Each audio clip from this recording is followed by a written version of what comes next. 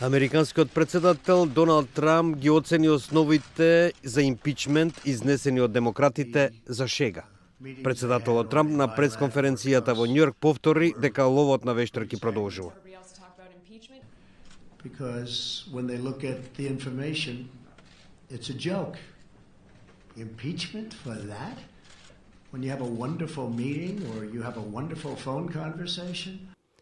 Во меѓувреме Белата куќа објави резиме, што не е и буквален препис на телефонскиот разговор од 25 јули, од која се гледа дека Трамп бара од украинскиот председател Володомир Зеленски да соработува со американскиот министер за правда Вилјам Бар и со неговиот адвокат Руди Џулијани во истрага против неговиот можен ривал на предстојните председателски избори Џо Бајден и неговиот син Хантер за нивните деловни активности поврзани со Украина.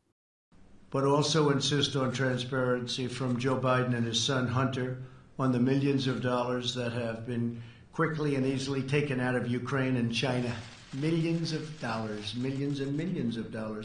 Во преписот од телефонскиот разговор не се гледа дека Трамп истрагата ја врзува и со американската помош за Украина, која во тоа време беше замрзната од Трамп.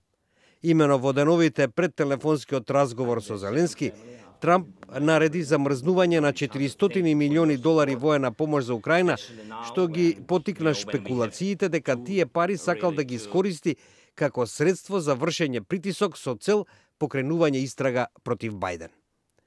Врз сознанијата дека Трамп во телефонскиот разговор побарал од Зеленски да отвори истрага против Бајден и неговиот син Хантер, демократите ја покренаа постапката за импичмент, тврдејќи дека американскиот председател ги злоупотребил овластувањата, барајќи помош од странска влада за да го оцрни ривалот.